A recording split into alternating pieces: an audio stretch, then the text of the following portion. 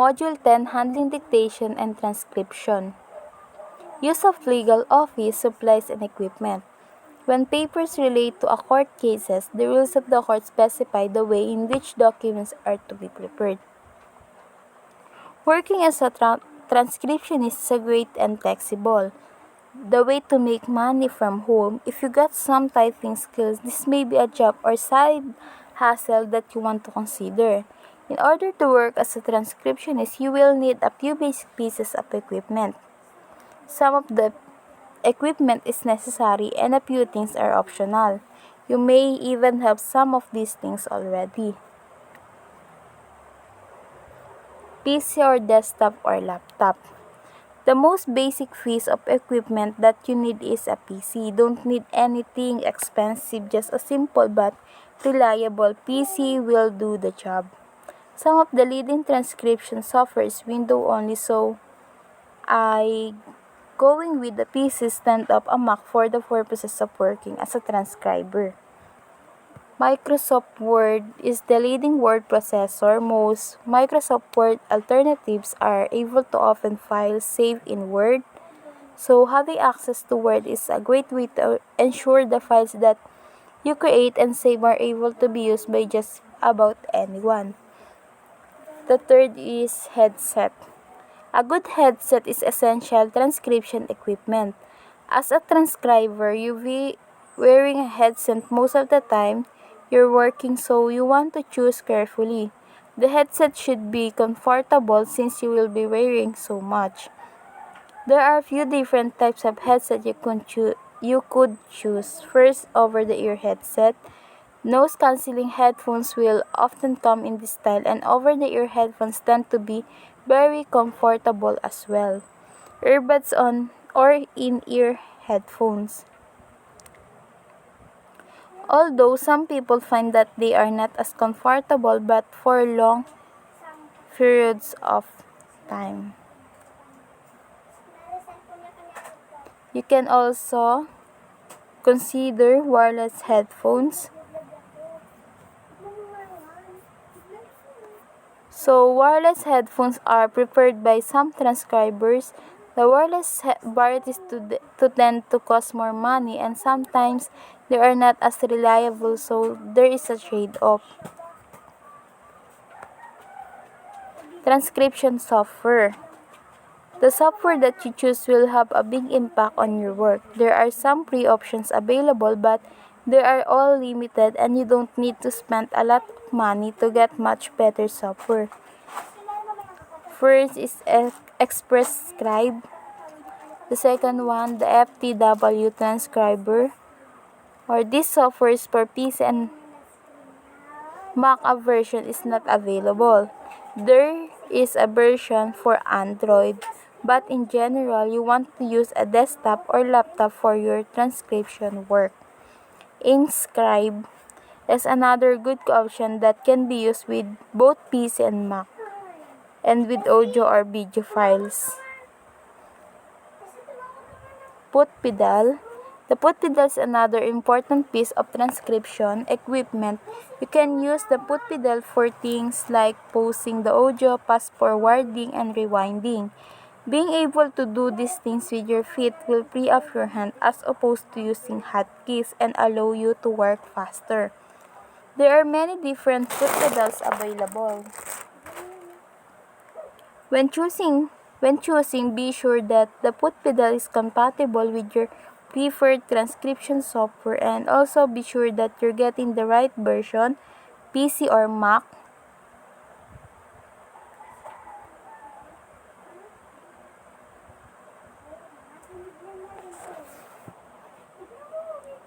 If you're going to be doing a lot of transcription work, you probably want to avoid the cheapest option because they are usually not very durable.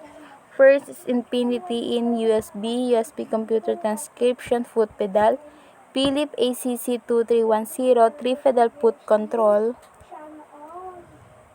This is another excellent choice that will work with most of the leading software options, including Express Scribe.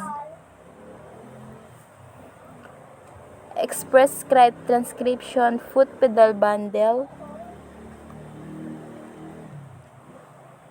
This kit includes the X-Prescribed software along with the quality Infinity foot pedal. The foot pedal has a USB cable and a 10-foot cord. The fourth Express Scribe transcription kit with foot pedal and headset. This bundle includes the same software and foot pedal, but it also includes a USB headset. The headphones are specifically made for transcription and you can control the volume without touching the computer. Next is ergonomic desk chair. Since you'll be spending a lot of time sitting at a computer desk, it's important that you have a quality, comfortable, ergonomic office chair. A good chair can make a hug difference for your back and neck, and you will be glad you spent a little extra to get a good quality chair. Text expander. This is optional. The use of a text expander is not 100% necessary, but it can save you a lot of time and help you to type faster, which make you more money. In addition to the speed benefits, a text expander can also help to reduce errors.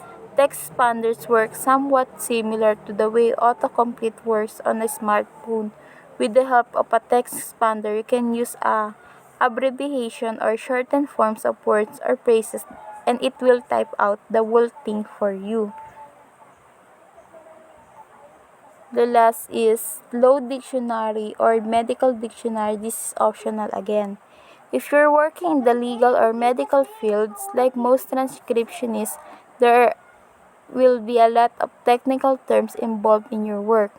It's helpful to have a specialized dictionary handy in case you need to look something up to understand the meaning or to verify a spelling.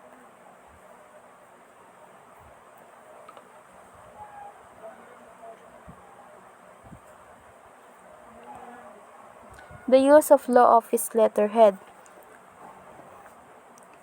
In an era of mostly paperless law offices, making your own law firm letterhead as a document template can be a great way to save money, time, and paper resources while still presenting a professional appearance. When someone asks for a document printed on company letterhead, they want to prove that the information they requested comes from an official, authorized source in your company.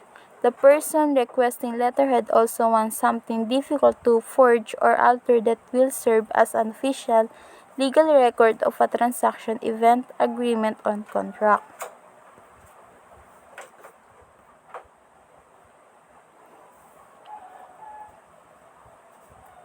The use of the legal cap. Long stationery with a wide left-hand margin and a narrow right-hand margin used by attorneys the trend of the courts to move away from permitting.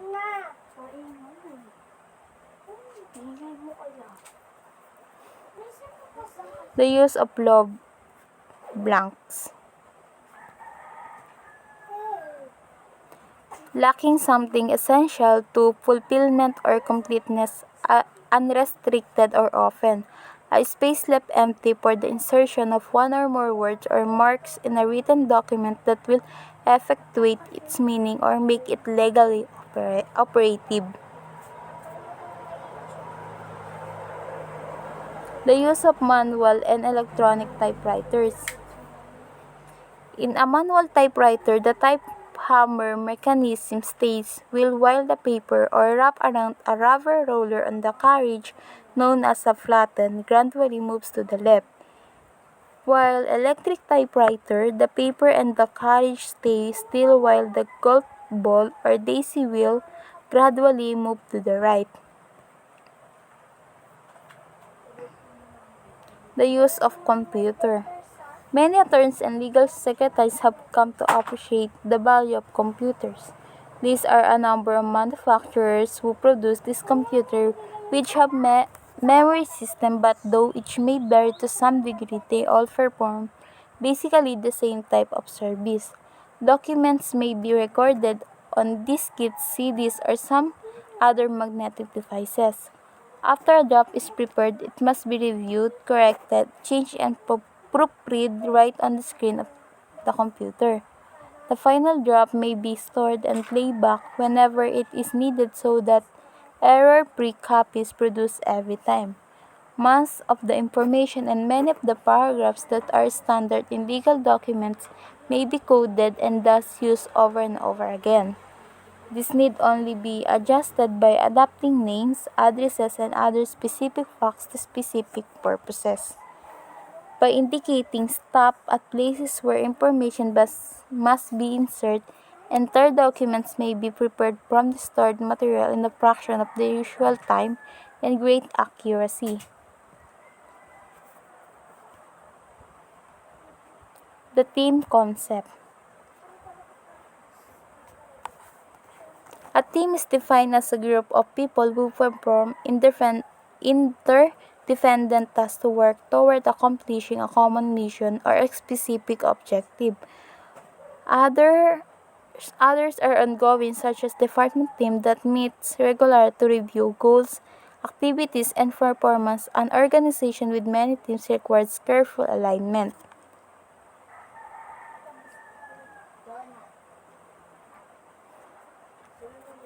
Some larger law offices are trying an innovative procedure for more efficient production of documents and for handling daily tasks. This is called the team concept. For example, if two or more legal associates would do the same kind of work, each one has a legal assistant. One secretary is responsible for most of the document's preparation. The other is change of all the other secretary's duties, record keeping, phones, diaries, and routine or small typing jobs. For the legal office assistant who prepares the documents, the task of editing for accuracy and reproduction for submission to all concerned people are essential procedures to be followed before producing the final copy for production. The need multiple copies for legal documents. At least one copy of the signed will should be made and the copy or copies should be kept separate from the original. The attorney who drafted the will should also keep a copy as a backup. It also is a good thing to keep the card of the attorney who did the will with the copies of the will. You should see an attorney every time you want to change your will, and you should create at least 3 copies to store in various locations. The latest copy of your will should go to your attorney. That way, if the other copies end up missing or destroyed, your lawyer still have some backups.